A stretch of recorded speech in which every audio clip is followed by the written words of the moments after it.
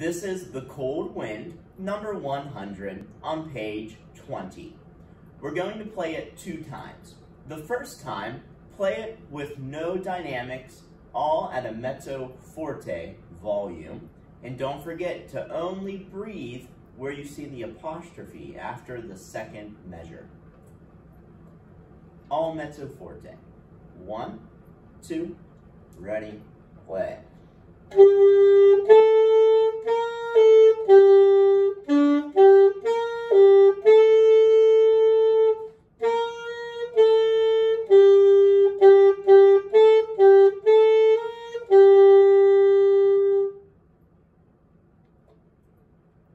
After you're able to play it all the same dynamics, let's see if we can add in our dynamics. We have a piano with a crescendo to mezzo forte, and then later on we have a decrescendo to piano. 1, 2, ready, play.